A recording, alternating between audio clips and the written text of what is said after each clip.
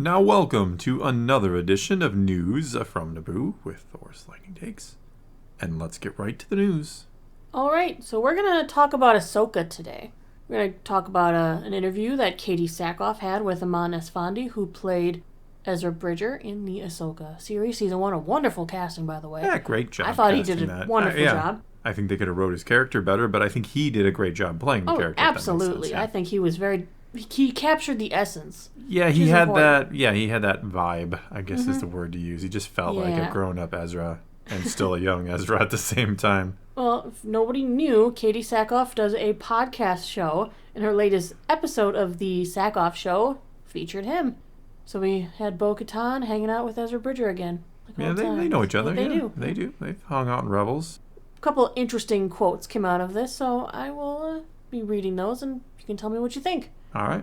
First, they talked about how familiar he was with the character before auditioning and all that for it. He said, "I didn't know Clone Wars or Rebels, and I had only ever really seen Revenge of the Sith and the Star Wars film. And I was online and something came up about somebody playing Space Aladdin, and I saw that and was like, what? I should play Space Aladdin." So after that, he kind of got digging around to the rumors of what is a Space Aladdin. What is a Space Aladdin? What is a Space Aladdin? Turns out it's Ezra Bridger.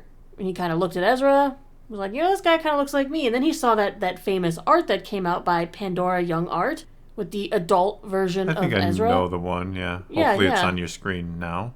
We'll see. I'll be editing the adult-looking Ezra with the beard from World Between Worlds. And he was like, that looks a lot like me. It does. I mean, I think he was fan cast probably even before he found out there's a Space Aladdin. I'd heard his name for a while in, like how he looks like an adult Ezra. So I'm curious. I think a lot of that actually came from that Pandora Young Art. Looking at that, and then all of a sudden he saw that and he was like, well, what's a Space Aladdin? He's looking into Ezra. He found that art. He's like, you know what? This looks a lot like me. So he watched a little bit of Rebels, and he says that's when it got interesting. He got an intuitive feeling, kind of he had a dialogue like with a Force Ghost version of Ezra in his living room. Okay. Yeah, he watched a little Rebels. That's getting into the character. And now he's talking to the Force Ghost of Ezra in his living room. He says he's kind of like, what's going on? Ezra's like, what's up, man?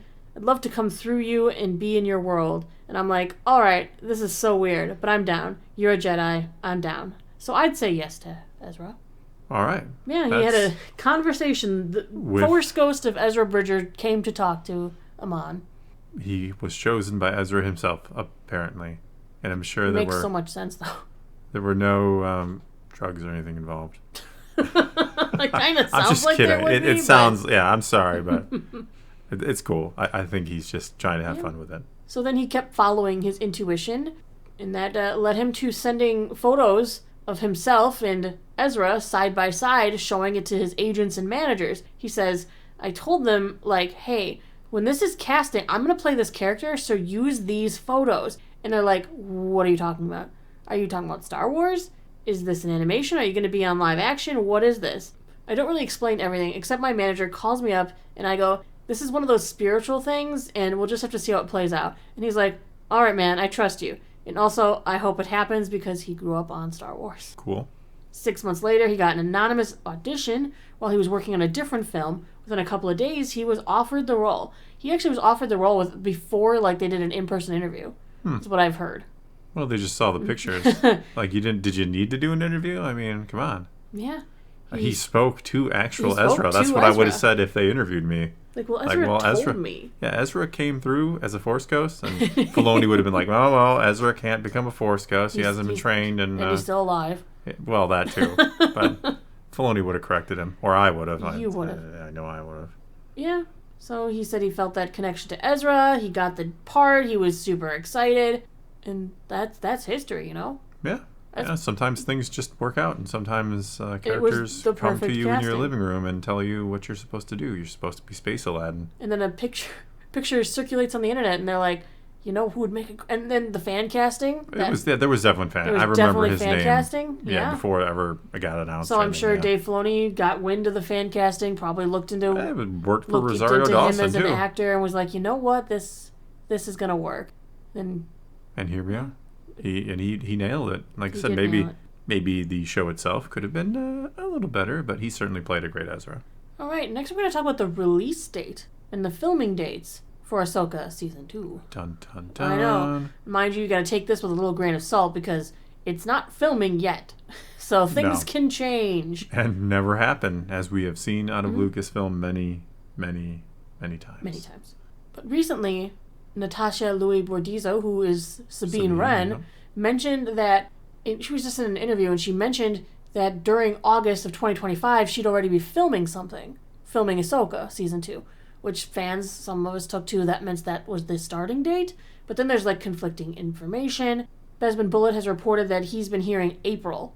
He said he's heard May a couple of times, but he's heard May, April. Okay. Next year is when they're going to start. They're here, so springtime. Even Production Weekly, which can sometimes be a hit, sometimes they're off entirely, have said that they're going to be May. Okay, so we're thinking spring. You tack on another year and you get sort of maybe the release date, maybe a little more than a year. They're thinking 2026 is when it's going to be. Well, yeah. Because you need a live action series. They're kind of limiting us down to one a year now. Yeah. Well, if you play that out, 2020, say it is about a year after it goes into filming or a little bit more, that would be maybe summer of 2026, which would be shortly after a little movie called The Mandalorian and Grogu comes out. Which could be a really great bridge point. Yeah, which seems like hey, did you like that movie? Well, come watch this, because in many ways it's kind of attached to that. But that also kind of tells you that there's a decent shot that those actors are not going to be in Mando and Grogu in the movie. Well, no, I don't think that would have anything, because that's already in filming. If they're expecting to be filming in spring into the summer... Yeah, but Mando and Grogu is already filming. Nah, you're probably right. Yeah, so they would be doing that now, more or less, I think. Okay. I don't have the exact... They don't give me the filming schedule, oddly enough, no. But they should. Yeah, I operate on speculation and rumor, too, like a lot of other people out there. Yeah. But you're supposed to be the facts guy. Yeah, I'm here, I know. You're supposed to be I know. I'm supposed to be the fact person. But I also bring a heavy dose of rumors now and again, but I always let you know. Rumors are fun, yeah. As long as you make it clear that this is not in concrete by any stretch. Rumors are fun. Somebody randomly told me this on the street, and I think it's fact. After they had talked to Ezra in their living room. But one thing to make note of is if they are filming at April, May, we'd probably hear about it at Celebration, right? Yeah. They'd probably announce hey... It's going into production now. Look, remember at the last Celebration, or maybe the one before that, the one where they were talking about Ahsoka. Remember she was on set, Rosario on set. Yeah. Here's a little on-set video. What if they do that again for Celebration? Here's a little on-set video because they're back at it. Yeah, I could certainly see that. Yeah, I mean, Celebration is beginning of April, so if they're on set, they could do a quick little live video and be like, hey guys, I'm sorry we're not at Celebration because we're recording Ahsoka. Yeah, or they could be on stage and then say, guess where we're going to be in 2 weeks, blah, blah, blah, to start filming Season 2. Some new characters for Ahsoka. Here's some actors, and here's the new Baylan. I was just going to say, probably the new Baylan. Big shoes to fill there. Very big shoes to fill. He was fantastic. Yeah, he was. He was fantastic. And he has to have the right chemistry with Shin, too. Well, we don't know. We don't know how much those two are going to be together anymore. That's true. They're not quite a duo at the moment, are they? No, they might be not. I mean, Shin might not be too happy with them if they should encounter again, because he did kind of just say, go do your thing. I got bigger plans. True. It's going to be an interesting celebration nonetheless. I mean, we should get some updates on where we're standing with the movies. We should hear about some live action projects, maybe animation projects. Could be a lot. All stuff.